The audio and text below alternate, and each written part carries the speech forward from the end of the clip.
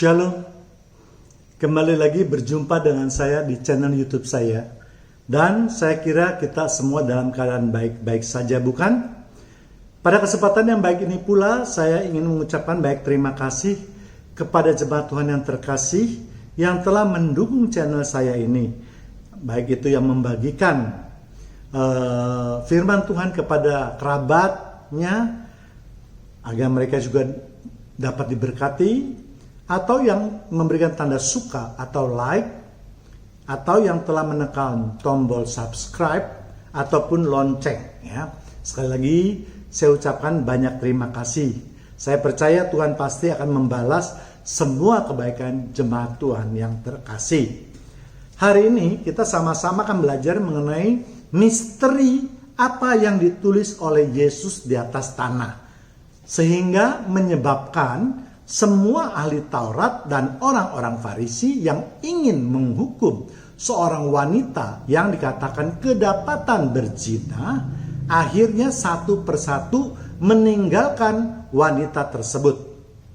Tentu Yesus tidak akan menulis sesuatu yang tidak bermanfaat ataupun tanpa sebab. Ya. Sudah banyak atau seringkali kita mendengar khotbah mengenai cerita ini, yaitu seorang perempuan yang berdapatan berzina kemudian dihadapkan kepada Yesus. Berbagai tafsiran telah dikemukakan, dan saya yakin jemaat Tuhan yang terkasih juga sering mendengar cerita tersebut. Namun ada baiknya kita sama-sama akan membaca kembali cerita tersebut, dan kita akan membahas ayat per ayat, supaya mendapatkan gambaran yang utuh tentang maksud dari cerita tersebut. Sangat menarik untuk dipelajari apa sebenarnya yang terjadi dalam kasus yang tertulis di kitab Yohanes 8 ayat 2 sampai yang ke-11 tadi. Mari kita baca. Saya akan membacakannya buat saudara, ya. Dimulai dari ayat 2. Pagi-pagi benar ia berada lagi di bait Allah, dan seluruh rakyat datang kepadanya. Ia duduk dan mengajar mereka. Ayat 3. Maka ahli-ahli Taurat dan orang-orang Farisi membawa kepadanya seorang perempuan yang kedapatan berbuat zina. Keempat, mereka menempatkan perempuan itu di tengah-tengah, lalu berkata kepada Yesus, "Rabi, perempuan ini tertangkap basah ketika ia sedang berbuat zina." 5. Musa dalam hukum Taurat memerintahkan kita untuk melempari perempuan-perempuan yang demikian. Apakah pendapatmu tentang hal itu? 6. Mereka mengatakan hal itu untuk mencobai dia, supaya mereka memperoleh sesuatu untuk menyalahkannya. Tetapi Yesus membungkuk lalu menulis dengan jarinya di tanah. 7. Dan ketika mereka terus-menerus bertanya kepadanya, ia pun bangkit berdiri lalu berkata kepada mereka, "Barang siapa di antara kamu tidak berdosa, hendaklah ia yang pertama melemparkan batu kepada perempuan itu." 8. Lalu ia membungkuk pula dan menulis di tanah. 9. Tetapi setelah mereka mendengar perkataan itu, pergilah mereka seorang demi seorang, mulai dari yang tertua. Akhirnya tinggallah Yesus seorang diri dengan perempuan itu yang tetap di tempatnya. 10. Lalu Yesus bangkit berdiri dan berkata kepadanya, "Hai perempuan, di manakah mereka? Tidak adakah seorang yang menghukum kau?" Yang ke-11, jawabnya, "Tidak ada Tuhan." Lalu kata Yesus, "Aku pun tidak menghukum kau. Pergilah dan jangan berbuat dosa lagi, mulai dari sekarang." Ya. Arti berzina menurut KBBI adalah perbuatan senggama antara laki-laki dan perempuan yang tidak terikat dalam suatu hubungan pernikahan. Atau bisa juga perbuatan bersenggama oleh laki-laki yang terikat oleh perkawinan dengan seorang perempuan yang bukan istrinya. Atau seorang perempuan yang terikat perkawinan dengan seorang laki-laki yang bukan suaminya. Jadi jelas ya, jadi kita harus memahami dulu apa arti kata berzina ini. Ya, bagaimana menurut Alkitab? Menurut Alkitab itu hampir sama, tetapi mempunyai dampak hukuman yang berbeda. Ya, kita lihat di Imamat 20 ayat 10. Bila seorang laki-laki berzina dengan istri orang lain, jadi laki-lakinya berzina dengan istri orang lain, laki-laki ini bukan suami orang itu, sedangkan perempuan itu sudah terikat dalam suatu perkawinan, yakni berzina dengan istri sesamanya manusia, pastilah keduanya dihukum mati, baik laki-laki maupun perempuan yang berzina itu. Ya, jadi untuk lebih jelasnya, mungkin jemaat Tuhan yang terkasih dapat membacanya di kitab Imamat pasal 20 ayat 10 sampai 21. Jadi hukuman mati di sini tidak harus diartikan dengan hukuman rajam, tetapi banyak cara untuk membuat seseorang mati. Misalnya dibunuh dengan pisau, disalib yang pada waktu itu juga populer misalnya, atau dibakar di dalam api dan seterusnya. Ya. Kemudian kita akan juga melihat di Ulangan 22 ayat 22 sampai 24a. Apabila seorang kedapatan tidur dengan seorang perempuan yang bersuami, sekarang perempuan yang bersuami, maka haruslah keduanya dibunuh mati. Laki-laki yang telah tidur dengan perempuan itu dan perempuan itu juga. Jadi kedua-duanya harus dibunuh. Demikianlah harus kau hapuskan yang jahat dari antara orang Israel. 23. Apabila ada seorang gadis yang masih perawan dan yang sudah bertundangan, jika seorang laki-laki bertemu dengan dia di kota dan tidur dengan dia, 24a, maka haruslah mereka keduanya kamu bawa keluar ke pintu gerbang kota dan kamu melempari dengan batu sehingga mati. Ya, untuk lebih jelasnya jemaat Tuhan juga dapat melihatnya di Ulangan 22 ayat 22 sampai 29. Jadi hukuman rajam itu harus dijalankan jika perempuan yang masih perawan atau yang sudah bertundangan itu berzina dengan laki-laki yang bukan tundangan atau bukan calon suaminya atau laki-laki yang lain. Ya, kita tahu hukuman rajam itu adalah hukum yang paling kejam. Karena orang dibunuh dengan perlahan-lahan dengan kesakitan yang luar biasa dan memakan waktu yang cukup lama sampai maut menjemputnya. Jadi bayangkan kalau kita kena lemparan batu satu saja sudah membuat kita sangat sakit, sangat menderita ya. Apalagi kalau batu itu dilempar terus-menerus ke wajah kita, ke badan kita ya. Tentu ini adalah suatu siksaan. Ya, mungkin kalau boleh dipilih mereka akan memilih untuk dibunuh ya. Mereka dipenggal kepalanya katakanlah sudah selesai atau dipotong nadinya sudah selesai ya. Tetapi hukuman rajam ini benar-benar keji ya. Inilah pengertian di dalam kitab Perjanjian Lama. Nah, lalu bagaimana dengan kitab Perjanjian Baru? Mari kita lihat di Markus 10 ayat 11. Lalu katanya kepada mereka, barang siapa menceraikan istrinya lalu kawin dengan perempuan lain, ia hidup dalam perzinahan terhadap istrinya itu. 12. Dan jika istri menceraikan suaminya dan kawin dengan laki-laki lain, ia berbuat zina. Jadi memang hukum Kristen itu tidak melarang perceraian kalau ada alasan yang kuat. Ya, untuk itu mari jemaat Tuhan yang terkasih bisa melihat di video lain tentang perceraian yang juga saya kupas tuntas. Ya. Namun yang jelas, apabila orang Kristen itu sudah bercerai, maka dia tidak boleh kawin lagi dengan alasan apapun juga sampai pasangannya itu mati atau meninggal dunia.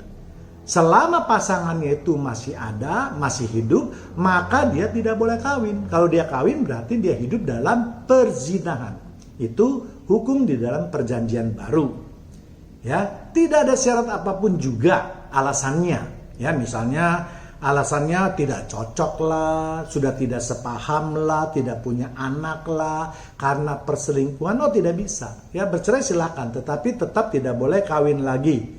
Ya, ini yang harus menjadi pegangan, karena banyak sekali orang Kristen yang berpegang pada meributkan tentang arti perceraian itu. Ya, wah, Kristen tidak boleh bercerai. Ya, sebenarnya memang diusahakan jangan sampai ada yang bercerai. Tetapi kalau toh ada yang bercerai, misalnya karena adanya kekerasan dalam rumah tangga, ya, itu, atau ada pasangan yang berzina, dia tidak boleh hidup lagi dengan suami yang berzina atau pasangan atau istri yang berzina. Kalau dia hidup dengan suami yang berzina, bagaimana di dalam rumah tangga itu? Iya kan? Ya, pasangannya akan ikut tercemar kalau hal itu terjadi. Makanya sebenarnya untuk mempelajari itu kita lihat lebih jauh ke depan seharusnya. Bercerai silakan kalau memang ada alasan yang kuat. Misalnya pasangannya selingkuh, ya kan? Terjadi KDRT. Ya, memang tidak mungkin orang KDRT dipukuli hidupnya terus-menerus menderita. Ya, karena itu melanggar daripada hukum Tuhan yang paling dasar, yaitu kasihilah sesamamu, bukan terhadap kasihlah istrimu saja, tapi itu hukum dasar dari Tuhan, yaitu mengasihi sesama.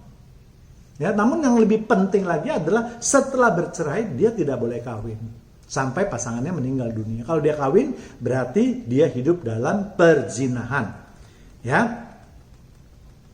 Kemudian kita lihat lagi di Matius 5 ayat 28. Tetapi aku berkata kepadamu, setiap orang yang memandang perempuan serta menginginkannya sudah berzina dengan dia di dalam hatinya. Jadi kalau ada laki-laki yang memandang perempuan kemudian timbul nafsunya, timbul birahinya, membayangkan yang tidak-tidak, itu dianggap sudah berzina. Jadi kalau kita perhatikan atau kita bandingkan antara di perjanjian lama dengan perjanjian baru, jelas lebih berat di dalam perjanjian baru. Ya kan? Kalau di perjanjian lama, berzina itu bisa dinyatakan kalau sudah terjadi perbuatan. Nah, tapi di perjanjian baru tidak usah dilakukan perbuatan zina itu, cukup membayangkan saja hal-hal yang tidak senonoh terhadap lawan jenis kita, itu sudah dianggap berzina. Ya, sekali lagi, jadi khusus untuk perzinahan kita perjanjian baru lebih ketat. Ya, mari kita kembali ke pokok persoalan kita. Sebelum memulai pembahasan, kita harus diyakini dulu apakah peristiwa berzina itu sungguh terjadi atau hanya rekayasa dari ahli Taurat dan orang Farisi. Karena jika kita membaca ayat-ayat tersebut di atas, ada kemungkinan perzinahan itu tidak terjadi dengan sempurna. Ya, ada 3 pertanyaan yang muncul ketika kita membaca ayat-ayat tadi, ya. Yang pertama yaitu, jika peristiwa itu benar terjadi, mengapa yang dibawa hanya pihak perempuan saja? Padahal tadi sudah kita tahu, ya, definisi daripada berzina, ya, yaitu senggama antara laki-laki dan perempuan yang tidak terikat pada perkawinan. Ya, jadi dalam hal ini dibawa hanya perempuannya saja. Di mana pihak laki-lakinya? Di mana para saksinya? Bukankah jika semua pihak dibawa itu, maka akan lebih menguatkan atau memudahkan perkara itu untuk menjatuhkan hukuman menurut hukum Taurat? Yang kedua, karena adanya kata untuk mencobai dia supaya mereka memperoleh sesuatu untuk menyalahkannya, yaitu di ayat 6. Jadi kita bisa berpikir bahwa peristiwa itu hanya rekayasa dari ahli Taurat dan orang Farisi untuk membuat Yesus menjadi bersalah. Karena di satu pihak Yesus harus menuruti hukum Taurat, yaitu hukumannya dengan membunuh mereka atau merajam, ya kan? Namun di pihak lain ajaran Yesus harus mau memaafkan, harus mau mengampuni, harus memberi kasih. Inilah dilemanya. Ya, jadi inilah perangkap dari orang-orang Farisi dan ahli-ahli Taurat. Dan mereka beranggapan kali ini Yesus tidak akan lolos dari jerat maut mereka. Kemudian yang ketiga itu juga karena ada perkataan pergilah dan jangan berbuat dosa. Bukan jangan berzina lagi, tapi jangan berbuat dosa lagi mulai dari sekarang, yaitu pada ayat ke-11. Mari kita buktikan ya. Yohanes 8 ayat 3. Maka ahli-ahli Taurat dan orang-orang Farisi membawa kepadanya seorang perempuan yang kedapatan berbuat zina. 4. Mereka menempatkan perempuan itu di tengah-tengah lalu berkata kepada Yesus, Rabi, perempuan ini tertangkap basah ketika ia sedang berbuat zina. Tertangkap basah, perempuan ini tertangkap basah. Ya. Untuk itu kita perlu menyelidiki bagaimana kisah sebenarnya sebelum kita mengambil keputusan. Ya, berdasarkan ayat 3 dan 4, menurut penafsiran saya, perzinahan itu memang terjadi. Ahli-ahli Taurat dan orang Farisi mengetahui adanya perzinahan tersebut, namun mereka gagal untuk menangkap pihak laki-lakinya. Atau mereka gagal menyaksikan langsung peristiwa perzinahan tersebut. Ya. Mungkin penafsiran saya, ketika pintu kamar itu didobrak, pihak laki-lakinya sudah melarikan diri melalui jendela atau melompat keluar dari jendela, sehingga mereka tidak sempat lagi mengenali siapa laki-laki yang berzina tersebut. Dengan demikian dikatakan perempuan ini tertangkap basah ketika berzina. Jadi perempuan itu dikatakan tertangkap basah berzina itu bukan sesungguhnya benar-benar tertangkap basah ketika sedang melakukan perzinahan, tetapi tanda-tanda telah melakukan perzinahannya itu ada. Ya, misalnya ya perempuan itu mungkin masih belum memakai baju dengan sempurna. Ya, atau mungkin keadaan sekelilingnya spraynya berantakan, rambutnya juga dan seterusnya. Ya, jadi yang dimaksud dengan tertangkap basah di sini bukan tertangkap basah ketika sedang melakukan perzinahan, tetapi asumsi daripada orang-orang Farisi dan ahli Taurat, ya ketika mereka mendapati perempuan itu sangat kuat dugaan ya, sangat kuat dugaan bahwa perempuan ini memang sudah melakukan perzinahan. Ya. Jadi ya, asumsi yang dipakai oleh orang-orang Taurat dan ahli Farisi pada waktu pintu didobrak, ya ada sesosok bayangan yang mungkin melarikan diri. Ya, ini cuman penafsiran saya saja ya. Memang mereka dapat menanyai perempuan tersebut, ya bisa saja perempuan tersebut diinterogasi misalnya. Namun tetap saja kasus ini akan sulit untuk diadili, mengingat hukumannya yang sangat berat. Maka jikalau pihak perempuan mengatakannya, namun pihak lelaki juga akan membantahnya. Jadi walaupun misalnya diketemukan katakanlah lelaki yang melakukan berzina dengan perempuan ini tadi, tetapi laki-laki itu bisa membantah karena laki-laki itu tidak didapati atau tidak ditangkap ketika sedang melakukan perzinahan. Ya, dan biasanya pihak perempuan akan kalah karena juga tidak ada saksi-saksi. Apalagi hak-hak perempuan sangat terbatas di dalam pertemuan jemaat atau sidang jemaat. Dalam hal ini mungkin jemaat Tuhan dapat melihat di channel YouTube saya yang lain yang saya beri judul, Bolehkah Perempuan Menjadi Pengkhotbah? Ya, jadi banyak hal-hal yang mengikat perempuan, yang membungkam suara perempuan pada waktu itu. Dengan demikian peluang untuk membawa perkara ini adalah sulit untuk diadili. Ya, namun karena mereka berkelompok, maka mereka berharap dapat menekan Yesus untuk mengambil keputusan, walaupun hanya dengan satu pihak saja. Dan hal ini pernah terjadi juga di negara kita ya, ketika ada seseorang yang menyatakan melakukan penistaan agama, itu beramai-ramai mereka mengeroyok sehingga pihak-pihak yang berkepentingan pun tidak dapat melakukan apa-apa. Akhirnya mereka meluluskan permintaan daripada pihak-pihak yang menekan tersebut. Ya, jadi strategi atau cara ini memang sudah dipakai 2000 tahun yang lalu. Ya, mari kita bahas sekarang satu persatu ayatnya. Mulai dari ayat 2. Pagi-pagi benar ia berada lagi di bait Allah dan seluruh rakyat datang kepadanya, duduk dan mengajar mereka.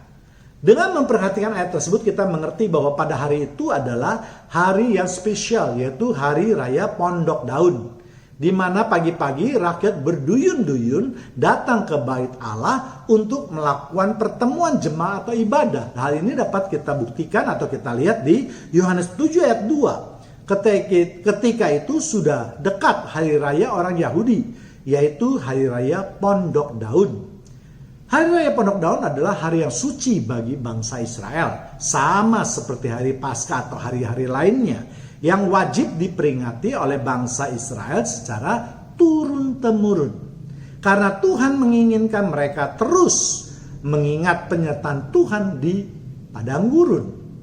Mereka tidak boleh melakukan pekerjaan berat dan hanya melakukan semua yang berhubungan dengan kegiatan ibadah atau agama. Dan mereka juga harus tinggal di pondok-pondok. Kita lihat bagaimana orang yang berpikiran positif, seperti Yesus misalnya, pagi-pagi dia sudah datang dan dipakai untuk perbuatan yang positif juga.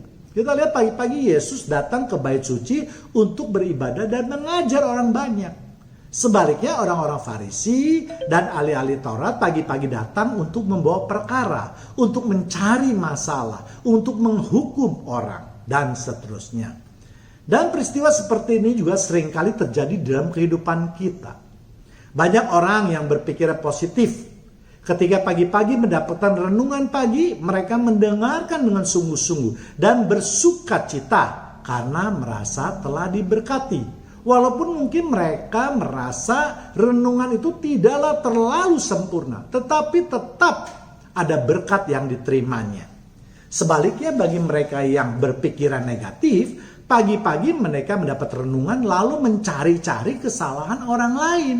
Mencari-cari mana renungan yang salah. Salah kata sedikit saja itu langsung dikritik, langsung dihina, langsung dihujat, langsung dirudung. Ya, mereka merasa dirinya lebih hebat dan paling mengerti isi daripada Alkitab. Ya, lalu mulailah dikirim melalui jempol. Ya, mulai menghina, mulai menghujat, mulai mengadakan perdebatan-perdebatan yang tidak ada gunanya. Dan semua itu biasanya berakhir dengan perselisihan. Ya, saling menghujat, saling merundung, saling menghina dan seterusnya. Ya, padahal firman Tuhan kita sudah mengingatkan kepada kita, yaitu di Titus 3 ayat 9. Tetapi hindarilah persoalan yang dicari-cari dan yang bodoh. Persoalan sila-sila, percekcokan dan pertengkaran mengenai hukum Taurat. Karena semua itu tidak berguna dan sia-sia belaka. Jadi firman Tuhan dengan jelas dan tegas mengingatkan kepada kita untuk menghindari hal-hal yang tertulis dalam ayat kita tadi, yang tidak bermanfaat, yang bodoh itu tidak perlu kita tanggapi dengan serius. Tetapi ada sebagian orang yang justru merasa bangga dengan melakukan perbuatan-perbuatan bodoh tersebut. Dan menurut saya itu semua sia-sia. Firman Tuhan juga mengatakan sia-sia. Jadi saya sarankan setiap grup rohani yang anggotanya kedapatan untuk mencoba membuka perdebatan hendaknya dikeluarkan dari grup oleh admin dari grup tersebut. Karena tidak sesuai dengan firman Tuhan. Firman Tuhan itu tidak untuk diperdebatkan, tetapi untuk diimani dan dilakukan. Ya, ini yang penting. Ya, jadi mari kita dudukkan perkaranya yang proporsional, yang benar menurut firman Tuhan. Ya. Lalu bagaimana kalau ada orang yang mengepost misalnya ya tentang ajaran sesat? Ya tidak usah ditanggapi, langsung dilaporkan ke admin dan admin harus mendelete. Kalau orang tersebut sudah 3 kali diperingati masih terus melakukannya, ya juga dikeluarkan. Ya, itu jauh lebih memberkati anggota lainnya. Karena kalau terjadi perdebatan itu pasti itu terjadi spam. Ya, berdebat terus panjang. Jadi orang lain akhirnya merasa terganggu. Ya, hati orang lain juga yang membacanya dengan kata-kata yang kasar, yang menghina dan seterusnya itu tidak ada berkat sama sekali. Jadi tidak ada manfaatnya sama sekali berdebat. Ya, kalau mau berdebat ya di tempatnya lah ya. Ini sudah saya sering singgung ya. Kembali lagi ke pokok persoalan kita ya. Mengapa penunjukan hari ini juga begitu penting ya? Karena peristiwa ini ingin menekankan bahwa apa yang dilakukan oleh wanita pezina itu adalah dosa yang sangat berat. Ya, sehingga dosanya itu tidak bisa diampuni. Hari Pondok Daun adalah hari suci. Jangankan untuk berbuat dosa, Bekerja untuk menghidupi keluarga ataupun menghidupi keperluan seseorang saja tidak boleh. Karena mereka itu termasuk hari Sabat. Ya, untuk lebih mengerti mengenai aturan hari Sabat, mungkin jemaat Tuhan dapat melihat pada video yang lain yang saya beri judul juga tentang hari Sabat. Ya, dan ahli-ahli Taurat dan orang-orang Farisi memang selalu mempergunakan hari suci itu untuk menyerang Yesus, karena pada hari suci itu banyak orang datang untuk berkumpul. Yesus mempergunakan kesempatan itu mengajar untuk memberkati orang banyak. Sebaliknya ahli-ahli Taurat dan orang Farisi mempergunakan hari itu untuk menyerang Yesus. Ada 5 rencana jahat oleh ahli Taurat maupun orang Farisi. Ya, ada 5 rencana jahat dari mereka. Yang pertama yaitu mematahkan ajaran Yesus. Bahwa melakukan zina pada hari suci adalah suatu dosa yang sangat berat, yang tidak boleh diampuni, yang sudah diatur dengan jelas oleh hukum Taurat. Karena ahli-ahli Taurat dan orang Farisi tahu bahwa ajaran Yesus adalah kasih dan memberikan pengampunan, dan mereka ingin menutup peluang tersebut sehingga mereka dengan mudah akan mematahkan ajaran Yesus. Yang kedua, apakah Yesus berani bertindak sebagai hakim atau imam? Sebab umumnya yang menjadi hakim di bait Allah adalah dari golongan Lewi dan mereka yang berkuasa di dalam bait suci. Ya, orang-orang Saduki, orang-orang Farisi, ahli Taurat itu biasanya berkuasa di dalam bait suci. Sedangkan Yesus adalah keturunan dari Yehuda. Mereka juga ingin melihat apakah Yesus berani melawan para imam. Yang ketiga yaitu Yesus melawan hukum Taurat. Jika Yesus berani mengampuni wanita tersebut, maka mereka ingin menunjukkan kepada masyarakat banyak bahwa Yesus sudah melakukan pelanggaran yang berat dengan melawan hukum Taurat. Dengan demikian mereka mungkin bisa menjatuhkan hukuman yang berat juga kepada Yesus. Yang keempat yaitu mereka ingin mempermalukan Yesus di depan orang banyak. Dengan mengajukan peristiwa perzinahan di hari raya Pondok Daud, jelas akan membuat posisi Yesus itu serba susah atau tidak nyaman. Sehingga kemungkinan besar Yesus tidak dapat mengambil keputusan yang baik. Kalau ingin mengambil keputusan, maka itu harus melanggar salah satu daripada kedua ajaran tersebut. Apalagi yang diambil adalah untuk menghukum perempuan tersebut. Berarti hukuman ajaran Yesus selama ini yang mengajarkan pengampunan dan kasih tidak berlaku atau dilanggar sendiri oleh Yesus. Dan jelas ini akan mempermalukan Yesus. Yang kelima yaitu pengajaran Yesus bertentangan dengan hukum Taurat. Ya, jika Yesus berani mengambil keputusan dengan membebaskan wanita tersebut berdasarkan ajaran kasih, jelas Yesus sudah melanggar hukum Taurat, dan ini akan menjadi sasaran empuk bagi orang-orang Farisi dan ahli Taurat untuk mengecam ajaran Yesus. Jadi ahli Taurat dan orang Farisi sudah menyiapkan suatu rencana jahat pada hari suci untuk menjerat Yesus. Kita lihat ayat yang ketiga. Maka ahli-ahli Taurat dan orang-orang Farisi membawa kepadanya seorang perempuan yang kedapatan berbuat zina. Ya, jadi kalau Alkitab mengatakan kedapatan berbuat zina, ya berarti memang perzinahan itu terjadi. Tapi memang tidak sempurna, artinya mereka tidak menangkap pada saat terjadinya perzinahan tersebut. Ya, mengapa harus seorang perempuan? Karena kedudukan seorang perempuan dalam hukum Taurat adalah di bawah pengaturan laki-laki. Ya, itu jelas ya. Mereka harus tunduk di bawah penguasaan laki-laki, dan di dalam pertemuan jemaat seorang perempuan tidak boleh berbicara atau tidak boleh mengeluarkan pendapatnya. Hal itu dapat kita lihat di Efesus 5 ayat 22. Hai istri, tunduklah kepada suamimu seperti kepada Tuhan. Jadi para istri yang sering menghina, mengejek laki-laki, memerintah laki-laki, itu tidak boleh, melanggar firman Tuhan. Ya, firman Tuhan mengatakan tunduklah istri itu seperti engkau tunduk kepada Tuhan. Jadi kalau kamu berteriak, menghina suamimu, menghujat suamimu, tidak menghargai suamimu, itu berarti engkau juga tidak menghargai Tuhan Allahmu. Berat loh hukumannya. Dan tapi bagi perempuan saat ini hal itu biasa-biasa saja. Ya kan, walaupun di kitab Ini adalah kitab perjanjian baru.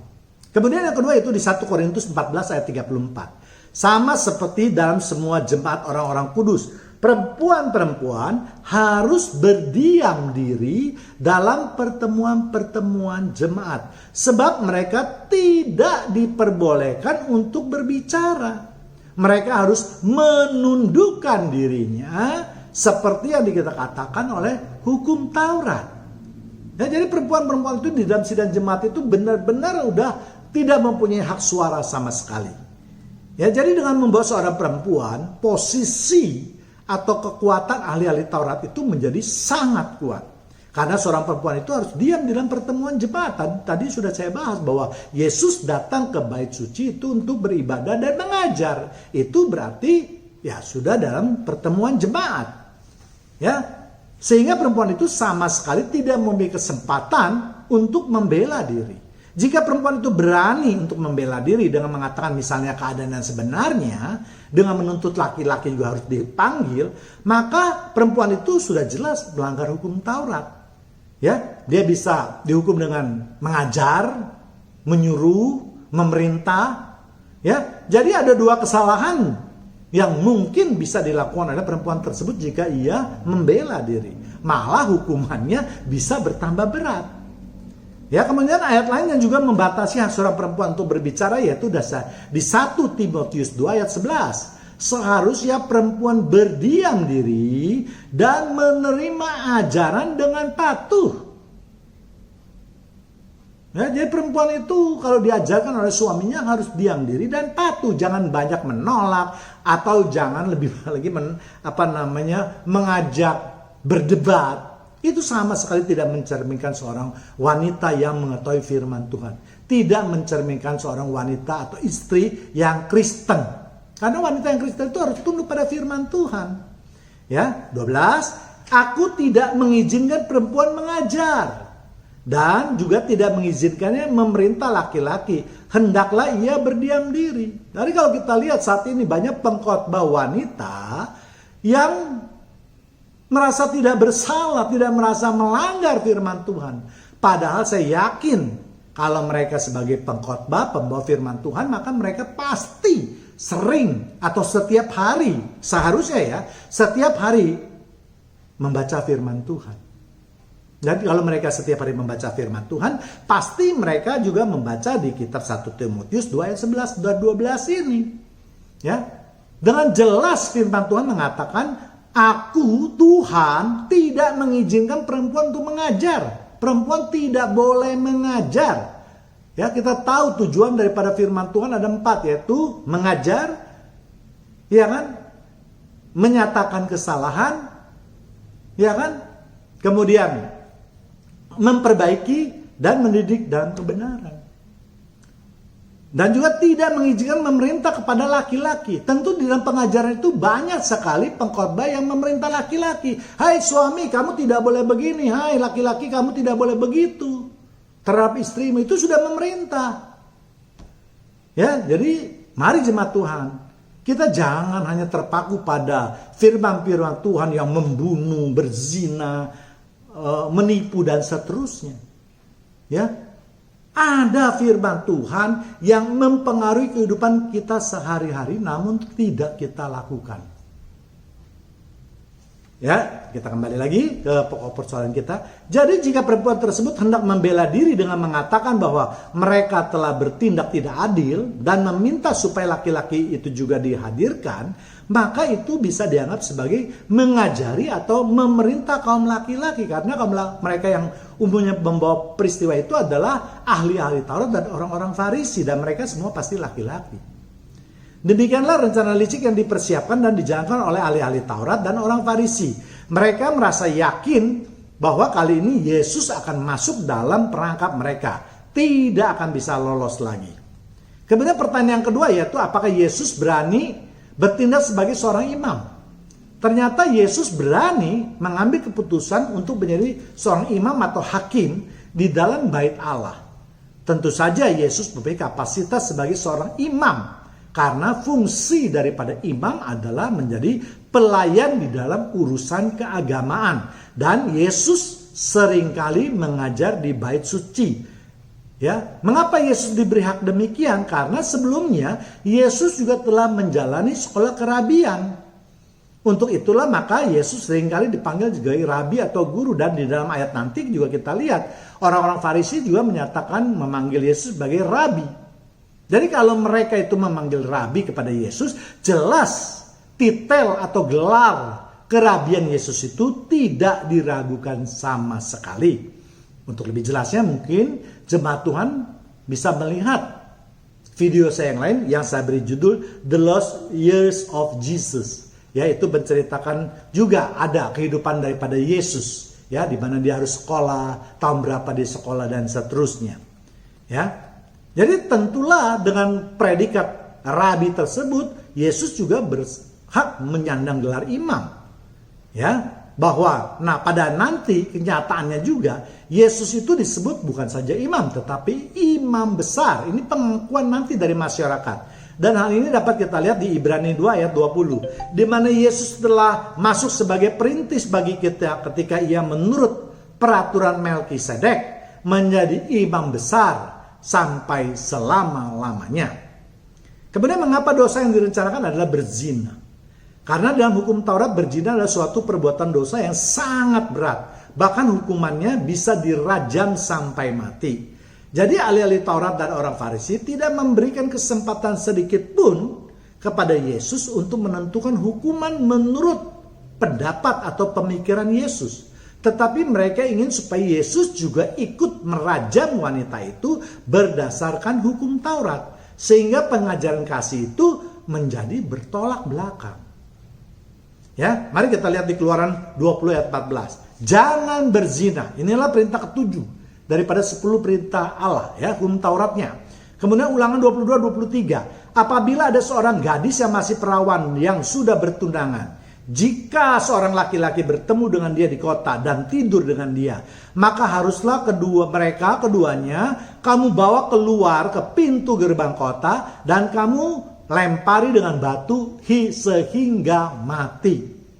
Perempuan itu, walaupun di kota ia tidak berteriak-teriak, dan laki-laki itu karena ia telah memperkosa istri sesamanya manusia. Demikianlah harus kau hapuskan yang jahat itu dari tengah-tengahmu. Jadi hukum Taurat itu sudah sangat jelas, dan semua orang Yahudi tahu bahwa ada hukum Taurat yang mengatur tentang perzinahan dan hukuman yang sangat berat tersebut. Jadi berdasarkan penjelasan tersebut di ataslah bahwa rencana jahat yang kemungkinan besar ini ya pasti berhasil. Karena semuanya diatur dalam hukum Taurat yang juga sangat difahami oleh orang-orang Yahudi. Ayat 4, mereka menempatkan perempuan itu di tengah-tengah lalu berkata kepada Yesus, Rabi, ya, panggilan Yesusnya Rabi. Perempuan ini tertangkap basah ketika ia sedang berbuat zina. Jadi orang-orang Yahudi itu memanggil Yesus Rabi bukan hanya menghargai Yesus saja, tetapi dia ingin mengingatkan bahwa Yesus itu seorang rabi loh, yang sudah sekolah loh, yang mengetahui hukum Taurat dengan benar dan dalam loh. Jadi bertindaklah sesuai dengan hukum Taurat. Itu yang pesan yang ingin disampaikan oleh orang-orang Yahudi, orang-orang Farisi dan ahli-ahli Taurat. Ya, mulailah mereka membuka perangkap kepada Yesus. Mereka sengaja menempatkan perempuan itu di tengah-tengah kepada jemaat, sehingga semua orang yang hadir di pertemuan di Bait Allah itu dapat melihat dengan jelas bagaimana kondisi daripada si perempuan itu. Mereka mengatakan bahwa perempuan ini tertangkap basah berzina. Suatu pernyataan yang sangat meyakinkan, ya. Dia bilang tertangkap basah, sehingga langsung masuk ke dalam otak jemaat itu, wah, ini benar-benar perzinahan itu sudah terjadi. Kemudian ayat 5. Musa dalam hukum Taurat memerintahkan kita untuk melempari perempuan-perempuan yang demikian. Apakah pendapatmu tentang hal itu? Ya, mereka sengaja memakai nama Musa karena Musa merupakan tokoh utama dalam hukum Taurat. Ya, di mana orang Yahudi sangat menghormati Musa. Dengan demikian, ahli-ahli Taurat dan orang Farisi itu mengingatkan dan berharap Yesus juga akan melakukan hal yang sama seperti yang diperintahkan oleh Musa. Karena adanya hukum Taurat tersebut. Namun mereka tidak memaksa secara kasar, Rabi, ikutlah perintah daripada Musa. Tidak, tapi mereka secara halus. Seakan-akan mereka menyerahkan semua permasalahan kepada Yesus dengan mengatakan, apakah pendapatmu tentang hal ini? Ya, jadi memang pekerjaan atau perilaku daripada ahli Taurat dan orang Farisi ini sangat halus, tajam, dan terencana. Ya, kata melempari bisa memberikan kita gambaran tentang wanita yang sedang berzina. Karena tidak semua wanita berzina itu harus dilempari batu. Tadi sudah saya uraikan, yaitu harus dihukum mati. Iya. Ya, dari hukum mati itu tidak berarti harus zina yang tadi sudah saya jelaskan. Hukum mati itu berarti bisa dibunuh dengan padang, dipenggal lehernya, dipotong urat nadinya, digoreng, disalib, dan seterusnya. Dikubur hidup-hidup juga bisa. Tidak harus dirajam. Ya. Jadi kalau dirajam berarti kita tahu yang berzina dikategorikan seorang perempuan yang masih perawan atau gadis, tetapi sudah bertunangan ataupun sudah bersuami dan melakukan perzinahan dengan laki-laki yang bukan suaminya. Ini harus ditegaskan karena banyak sekali orang Kristen yang langsung berasosiasi ketika dikatakan ada perzinahan maka hukumnya rajam. Belum tentu. Ya, jadi kita harus tajam dalam menganalisis suatu permasalahan.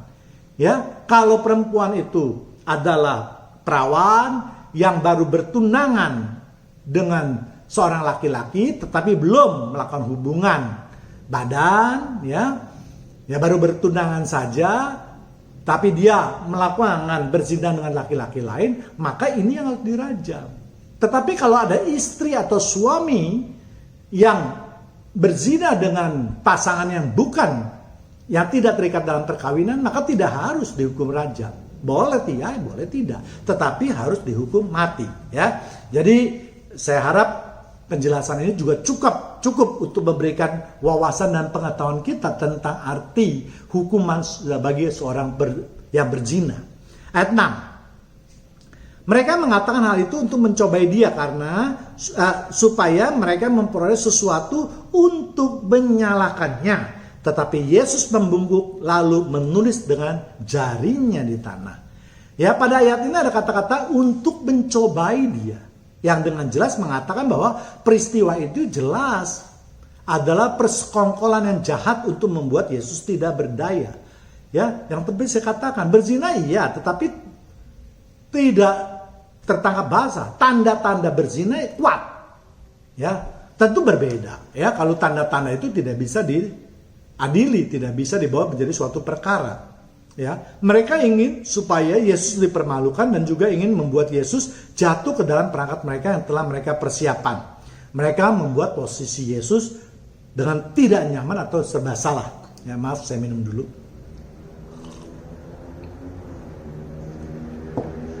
Ada dua pilihan bagi Yesus untuk menjatuhkan hukuman atas perempuan tersebut. Yang pertama yaitu Yesus akan menjalankan hukum Taurat, yaitu merajam perempuan itu. Dan yang kedua yaitu Yesus membebaskan hukuman bagi wanita tersebut sesuai dengan ajarannya, yaitu mengampuni atau mengasihi, tetapi dapat dianggap sebagai pelanggar hukum Taurat. Namun keduanya bukanlah pilihan yang baik atau yang tepat bagi Yesus, karena itu Yesus tidak segera menjawab pertanyaan mereka. Tetapi Yesus berdiri dan membungkuk lalu menulis sesuatu di atas tanah dengan jari-jarinya. Mengapa Yesus menulis di atas tanah tersebut? Karena itu adalah kebiasaan atau adat istiadat orang-orang Yahudi pada zaman dahulu.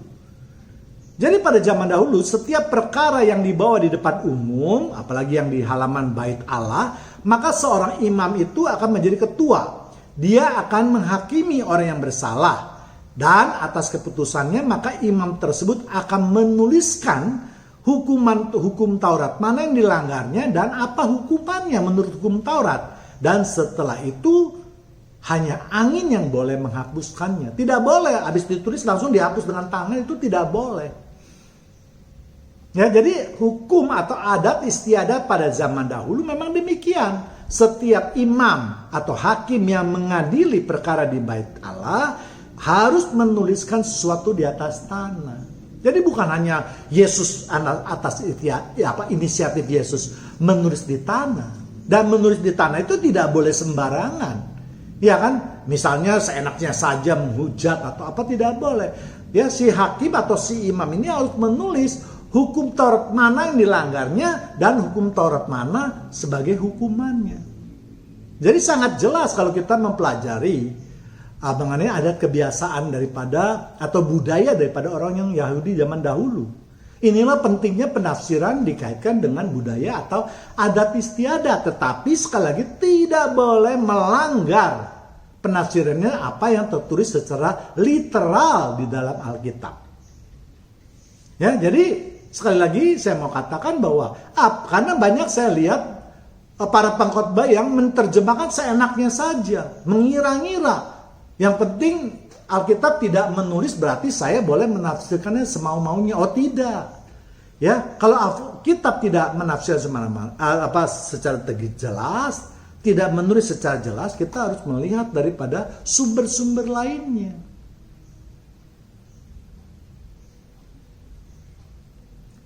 Ya, terus mari kita lanjutkan ya.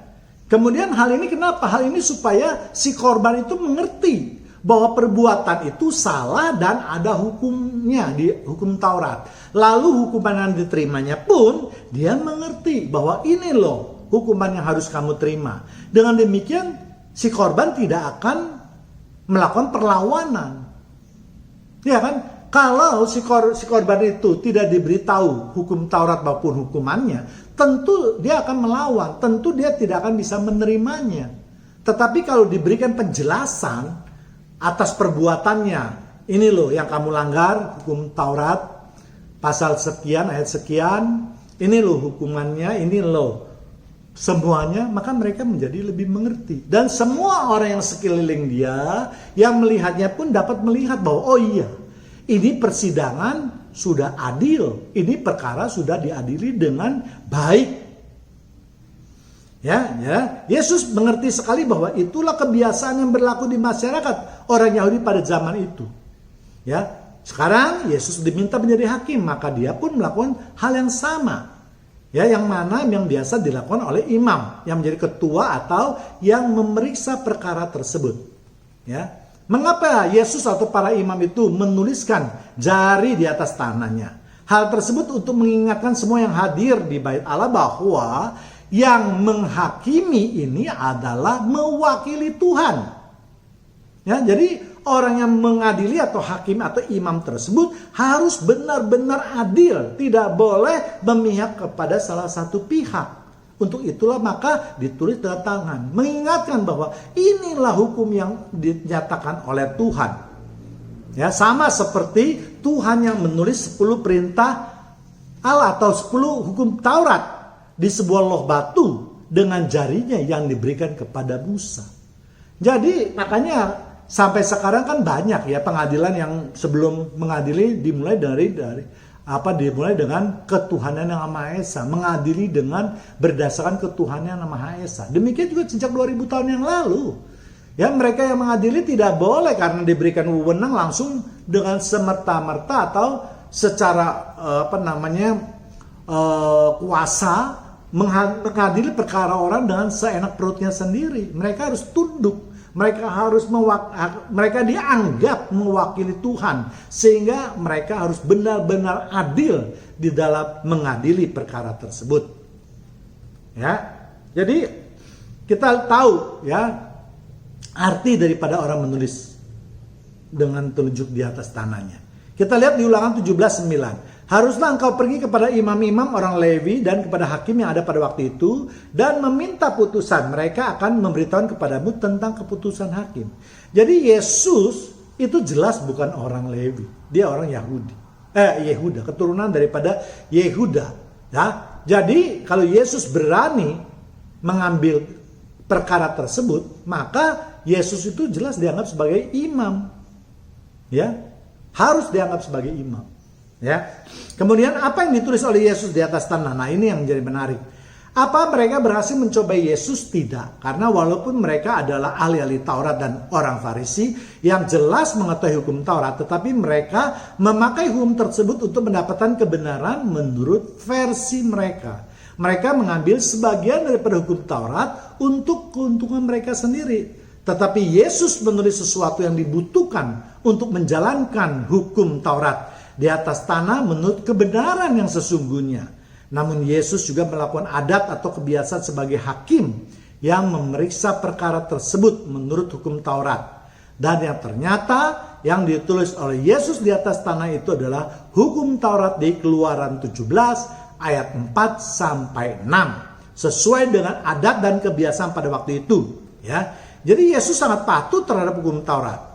Ya, hanya orang-orang yang berdiri atau berkerumun saja yang dapat melihat dan membacanya. Apa itu keputusan daripada Yesus terhadap perkara itu? Kita lihat apa ya itu isi daripada bukan Keluaran tadi, tapi Ulangan 17, ya. Ulangan 17 ayat 4 sampai 6. Ya, ayat 4, dan apabila hal itu diberitahukan atau terdengar kepadamu, maka engkau harus memeriksanya baik-baik. Engkau harus memeriksanya baik-baik. Saya garis bawahi, ya. Jika ternyata benar dan sudah pasti bahwa kekejian itu dilakukan di antara orang Israel, ayat 5, maka engkau harus membawa laki-laki atau perempuan yang telah melakukan perbuatan jahat itu keluar pintu gerbang. Kemudian laki-laki atau perempuan itu harus kau lempari dengan batu sampai mati. 6. Atas keterangan 2 atau 3 orang saksi, haruslah mati dibunuh orang yang dihukum mati. Atas keterangan 1 orang saksi saja, janganlah ia dihukum mati. Ya, jadi dengan menuliskan hal tersebut, maka Yesus sudah mengingatkan kepada ahli-ahli Taurat dan orang-orang Farisi supaya mereka sekali lagi mempertimbangkan perkara ini. Apakah mereka sudah menjalankan hukum Taurat dengan baik dan benar? Yang lengkap hukum Tauratnya. Yesus mengingatkan 3 hal kepada mereka. Yang pertama adalah apakah mereka sudah memeriksa perkara tersebut dengan baik-baik? Apakah mereka sudah bertindak adil dalam peristiwa perzinahan tersebut? Apakah perkara tersebut dapat diadili berdasarkan hukum Taurat? Sebab hukum Taurat itu mengisyaratkan suatu perkara tersebut diperiksa baik-baik. Jadi artinya perkara tersebut harus diselidiki kebenarannya dan diproses dengan ketentuan yang berlaku. Disertai tentunya dengan berbagai barang bukti dan keterangan. Ya, jadi tidak boleh melakukan suatu hukuman yang berdasarkan hukum Taurat hanya untuk menyenangkan seseorang atau sekelompok orang saja. Atau karena untuk membenci seseorang. Semua itu harus dilakukan dengan adil. Yang kedua yaitu hukum Taurat dalam perzinahan mengharuskan supaya kedua pelaku, yaitu laki-laki perempuan, ya laki-laki dan perempuan maksud saya, yang melakukan perzinahan tersebut dibawa untuk diadili secara terbuka dan adil. Tidak boleh hanya salah satu pihak saja. Jika hanya mempunyai salah satu pihak saja, maka tentu perkara tersebut tidak dapat diadili. Atau dengan kata lain, perkara itu tidak dapat diteruskan atau dituntut. Sebaliknya kalau ada kedua pelaku tersebut, maka hukuman bagi mereka lah baru dapat dijatuhkan. Kemudian ketiga itu hukum Taurat dalam kasus perzinahan mengharuskan adanya minimal 2-3 orang saksi. Ya, kalau tidak mempunyai saksi dalam perkara tersebut, maka harus dibatalkan. Jangankan tidak punya saksi, 1 orang saksi pun tidak dianggap sah, harus dibatalkan atau perkara tersebut tidak dapat dilanjutkan atau tidak dapat dituntut. Jadi Yesus menginginkan 3 hal ini kepada orang-orang Farisi maupun ahli Taurat tentang ketentuan untuk menyidangkan suatu perkara perzinahan. Karena Yesus merasa bahwa ketiga ketentuan tersebut belum atau tidak dapat dipenuhi oleh orang-orang Farisi maupun ahli Taurat. Atau dengan kata lain, Yesus menginginkan orang-orang Farisi dan ahli Taurat itu untuk melengkapi terlebih dahulu hal yang diminta oleh ketentuan hukum Taurat. Maka sesuai dengan hukum Taurat, Yesus pun akhirnya dia melakukan penelitian terhadap perkara tersebut. Yang pertama yaitu Yesus melakukan pemeriksaan baik-baik dengan teliti dia periksa. Yesus merasa aneh karena hanya pihak perempuan saja yang dibawa. Padahal tadi dijelaskan oleh hukum Taurat harus kedua belah pihak yaitu laki-laki dan perempuan yang melakukan perzinahan tersebut. Ya, karena dikatakan tadi perzinahan tersebut tertangkap basah. Ya, dan kita tahu juga perzinahan itu hanya dapat dilakukan oleh 2 orang yang berlainan jenis kelamin. Ya, maka sekarang pihak perempuannya dibawa, mana pihak laki-lakinya? Ya, kemudian kedua, Yesus juga merasa aneh, tidak ada saksi. Mereka mengatakan bahwa wanita yang terkena basah ketika melakukan perzinahan, seharusnya mereka juga mengajukan saksi. Siapa yang melihat peristiwa tersebut? Dalam hal hukum Taurat, untuk menjatuhkan saksi atau hukuman yang bersalah, minimal tadi sudah dikatakan 2 orang atau 3 orang.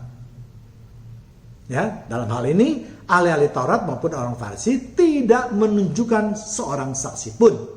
Jadi Yesus yakin bahwa mereka, yaitu ahli-ahli Taurat dan orang Farisi, pasti mengetahui tentang hal ini. Karena berzina bukanlah perkara baru. Berzina sudah terjadi lama sebelum peristiwa ini dan sudah sering terjadi. Sehingga Yesus yakin ini adalah perangkap yang sengaja dibuat oleh mereka untuk menjerat dia. Karena sebelumnya beberapa kali mereka mencoba untuk menjerat Yesus tetapi selalu gagal. Ayat 7, ketika mereka terus-menerus bertanya kepadanya, ia pun bangkit berdiri lalu berkata kepada mereka, barang siapa di antara kamu tidak berdosa, hendaklah ia pertama yang melempar batu kepada perempuan itu. Jadi walaupun orang Farisi itu sudah ditunjukkan hukum Tauratnya, mereka terus-menerus mendesak Yesus supaya Yesus mau mengambil suatu keputusan. Ya, mereka menginginkan supaya Yesus itu akhirnya menyerah karena tekanan atau desakan mereka. Dan jika Yesus mengambil keputusan, ya berarti Yesus sudah masuk dalam jerat mereka. Namun Yesus bukanlah seseorang yang bodoh, ya kan? Dia adalah Allah, dia pintar, dialah yang menjadikan hukum Taurat tersebut. Makanya Yesus walaupun merasa tidak ada saksi, lalu dia mengatakan bahwa, baik, kalau kamu mau memeriksa perkara ini, saya tidak memeriksa, tapi silakan langsung jatuhkan hukuman. Ya, siapa di antara kamu yang tidak berdosa, silakan yang pertama-tama kali melempar batu ke perempuan itu. Padahal hukum Taurat itu tidak ada yang menyatakan seperti itu. Ya kan, hukum Taurat menyatakan para saksi yang pertama-tama kali yang boleh melemparkan batu kepada perempuan yang berzina. Ya. Ya, jadi sekali lagi, kata tidak berdosa bukan saja berarti mereka yang hidupnya kudus atau tanpa celah. Terutama ditujukan kepada mereka yang tidak berdosa dalam peristiwa ini. Yang tidak terlibat dalam perbuatan jahat ini. Yang tidak merancangkan perbuatan zina ini. Karena Yesus yakin bahwa mereka lah yang berdiri mengenai Yesus adalah suatu kelompok yang terdiri dari orang-orang yang jahat. Yang telah merancangkan suatu kejahatan. Ya. Melihat mereka tidak bereaksi, Yesus pun kembali menulis. Jadi ketika Yesus mengatakan bahwa oke, silakan kamu ambil keputusan, saya mengambil keputusan, mereka yang tidak berdosa boleh melempar. Mereka tidak ada yang bergerak. Maka Yesus pun lalu membungkuk pula dan menulis di tanah. Setelah berkata demikian, ternyata Yesus kembali membungkuk dan menuliskan suatu di tanah. Apa sebenarnya yang Yesus tuliskan di tanah? Tentu yang tadi saya katakan harus berhubungan dengan hukum Taurat mengenai tentang perzinahan.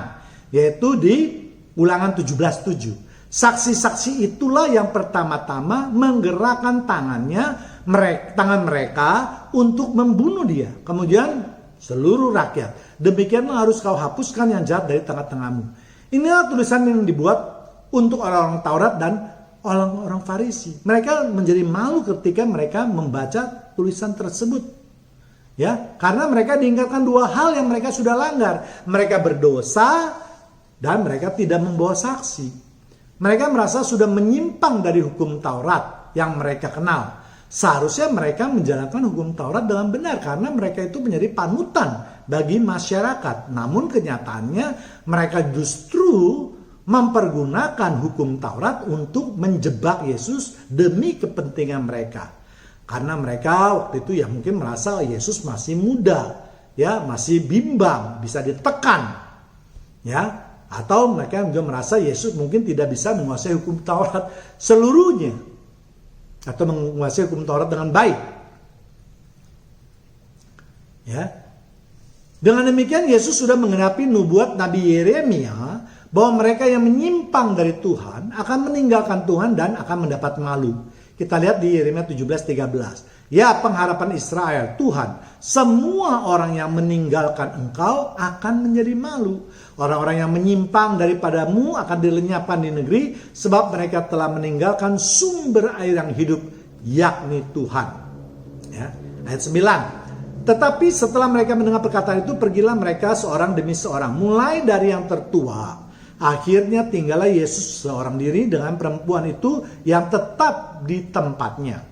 Jadi ahli Taurat dan orang Farisi itu malu bukan saja mereka berdosa atas perbuatan mereka, merancangkan suatu jebakan bagi Yesus, tetapi mereka lebih malu lagi karena kedok mereka telah terbuka.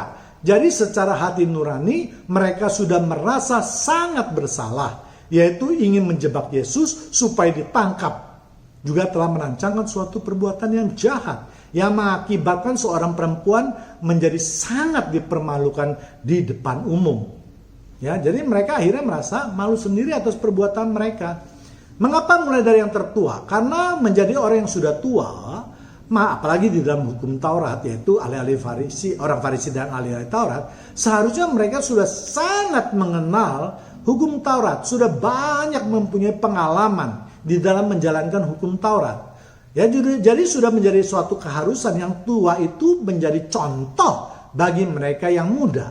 Yang tua itu harus lebih arif dan bijaksana daripada yang muda. Dan seharusnya dia mencegah terjadinya peristiwa tersebut. Dan bukan sebaliknya, malah menjadi pelopor. Dan juga yang tua lah yang paling banyak dosanya. Ayat 10, lalu Yesus bangkit berdiri dan berkata kepadanya, "Hai perempuan, di manakah mereka? Tidak adakah seorang yang menghukum engkau?" Setelah semua orang merancang kejahatan sudah pergi, maka kini tinggallah Yesus beserta wanita tersebut. Lalu Yesus bertanya kepada perempuan tersebut, "Di manakah mereka?" Yesus ingin menekankan bahwa bersama Yesus maka ia akan diselamatkan. Bahkan suatu rencana di depan mata pun bisa dilenyapkan oleh karena kekuasaan Tuhan Yesus. Demikian juga di dalam kehidupan kita. Mari kita serahkan segala perkara yang tidak dapat kita selesaikan. Seringkali kita dianiaya. Kita dalam posisi yang sangat terdesak. Kita menghadapi suatu kekuatan yang sangat besar. Tetapi hari ini saya mau katakan bahwa hidup bersama Tuhan tidak ada yang mustahil. Amin. Kalau Yesus dapat merubah air menjadi anggur, maka dia juga dapat merubah ancaman menjadi berkat. Ayat 11, jawabnya, "Tidak ada Tuhan." Lalu kata Yesus, "Aku pun tidak menghukum engkau. Pergilah dan jangan berbuat dosa lagi mulai dari sekarang." Jadi atas pertanyaan Yesus tersebut, maka perempuan tersebut menjawab tidak ada lagi orang-orang di sekitar dia. Lalu Yesus berkata bahwa dia pun tidak akan menghukum perempuan tersebut. Mengapa Yesus mengatakan hal tersebut? Ada 3 tafsiran yang dapat dilakukan. 1, perempuan ini tidak meminta supaya Yesus menghukum mereka. Perempuan ini hanya diam saja, di samping memang tidak diperbolehkan berbicara atau mengeluarkan pendapat menurut hukum Taurat. Namun setelah semua terjadi, perempuan ini pun tidak meminta supaya Yesus menjatuhkan hukuman kepada kelompok ahli Taurat dan orang Farisi yang sudah mempermalukannya. Perempuan ini sadar bahwa hukum Tuhan adalah mengampuni dan mengasihi sesama manusia. Jangan engkau memakai ukuran untuk orang yang bersalah, karena kepada engkau ukuran yang sama akan dipakai untuk menghakimi engkau. Perempuan itu tahu bahwa ia pun termasuk orang berdosa, sehingga memilih lebih baik untuk berdiam diri dan berserah kepada Tuhan. Mengampuni lebih penting daripada diampuni. Namun yang terjadi dalam kehidupan kita lebih banyak meminta pembelaan daripada Tuhan. Karena kita telah dibuat susah, karena kita telah dihukum, karena kita telah dipermalukan dan seterusnya. Jadi semua itu harus dibalas oleh mereka yang telah berbuat salah kepada kita. Kita lupa pengajaran dasar dari Yesus adalah kasih. Kita lupa bahwa kita pun telah diampuni oleh Tuhan kita. Kemudian yang kedua, posisi perempuan ini sangat lemah atau tidak berdaya, sehingga ia diam dan pasrah, menyerahkan hidupnya kepada Yesus. Dengan demikian kuasa Tuhan akan bekerja dengan sempurna. Inilah contoh yang harus kita perbuat. Jika kita dalam keadaan lemah dan tidak berdaya, maka sebaiknya semua perkara kita serahkan kepada Tuhan. Jangan lagi kita ikut campur dengan mengambil tindakan berdasarkan kekuatan atau pikiran kita. Inilah yang sering kali terjadi atau yang sering kita lakukan. Dan akhirnya kuasa Tuhan itu bekerja dengan tidak sempurna. Ingatlah akan firman Tuhan yang mengatakan kuasanya menjadi sempurna di atas kelemahan kita. Dan jangan kita berpikir bahwa Tuhan kita itu harus kita bantu dengan tindakan kita. Kita yang lebih tahu perkara kita. Kita lebih mengenal musuh kita dan seterusnya. Mari kita serahkan kepada Tuhan. Sama seperti perempuan tadi. Ia menyerahkan sepenuhnya kepada Yesus. Walaupun posisinya sudah di ujung tanduk. Mengapa ia dapat melakukan hal itu? Karena dia percaya Yesus mampu menyelesaikan perkara tersebut dengan baik. Dengan adil dan dengan bijaksana. Kemudian ketiga yaitu Yesus percaya perempuan ini akan bertobat. Perempuan tersebut sudah lolos dari hukuman maut. Biasanya seseorang akan kembali ke titik baliknya apabila ia mengalami suatu perkara yang besar yang sudah mengancam kehidupannya. Perempuan itu hampir saja mengalami kematian dengan rajam kalau Yesus tidak menjalankan perkaranya dengan baik. Dia merasa berhutang dan beruntung dan diberi kesempatan untuk hidup kedua kalinya. Jadi dengan adanya nasihat dari Yesus yang telah menolongnya, tentu akan mendapat perhatian yang besar dari seorang perempuan. Karena ini juga banyak terjadi dalam kehidupan kita, ya. Yang paling banyak adalah ketika seseorang menderita penyakit yang sudah tidak dapat disembuhkan. Dan mereka biasa berdoa atau bernasar kepada Tuhan apabila mereka itu diberi kesembuhan, maka mereka akan menjadi manusia yang baik. Ya. Kemudian peristiwa tersebut sehingga Yesus pun berkata, pergilah dan jangan berbuat dosa lagi. Artinya Yesus juga telah mengampuni dosa perempuan tersebut. Yesus tidak mengatakan janganlah berzina lagi, tetapi janganlah berbuat dosa lagi. Jadi jangan berbuat dosa apapun, bukan hanya berzina. Ya, artinya Yesus menginginkan perempuan itu hidup sesuai dengan kehendak Tuhan. Lalu pelajaran apa yang bisa kita ambil? Penggambaran wanita tersebut adalah sama seperti kehidupan kita. Kita adalah manusia berdosa. Manakala kita dianiaya, maka janganlah kita cepat-cepat meminta keadilan kepada Tuhan. Hidup kita telah diatur dalam firman Tuhan untuk mengampuni kesalahan orang lain. Sebagai umat Kristen, banyak yang mengerti bahwa penghakiman adalah milik Tuhan. Namun seringkali itu diartikan bahwa Tuhan akan membalas aniaya tersebut. Seakan-akan Tuhan menjadi pengawal atau algojo yang harus membela kita. Sehingga kita berani berdoa kepada Tuhan. Tolong Tuhan, balaskan sakit hati ini Tuhan. Tolong jatuhkan kemalangan atas orang tersebut Tuhan. Dan seterusnya. Kita seakan-akan adalah Tuhan. Padahal kita adalah hamba. Kita harus ingat bahwa salah satu hambatan doa kita yang tidak dikabulkan karena adanya niat jahat. Dengan berdoa seperti itu, bukankah sudah ada niat jahat untuk membalas sakit hati kita? Jadi jangan lagi berdoa untuk hal-hal semacam itu. Hendaknya kita benar-benar belajar mengampuni secara tulis. Tuhan sudah mengatakan, jika kita harus mengampuni, bukan karena kita adalah umat yang harus dibelanya. Tetapi Tuhan tidak ingin kita diadili dengan timbangan atau ukuran yang sama yang akan dipakai untuk menghakimi kita nanti. Karena dosa kita lebih banyak daripada aniaya yang kita terima. Hanya karena kita kurang menyadarinya. Lukas 6 ayat 37. Janganlah kamu menghakimi, maka kamu pun tidak akan dihakimi. Dan janganlah kamu menghukum, maka kamu pun tidak akan dihukum. Ampunilah dan kamu akan diampuni. Berserahlah kepada Tuhan atas semua apa yang kita alami. Sama seperti perempuan tersebut, percayalah Tuhan Yesus akan berbuat yang terbaik di dalam kehidupan kita. Demikianlah pembahasan mengenai apa yang ditulis oleh Yesus di tanah dalam perkara perempuan yang berzina.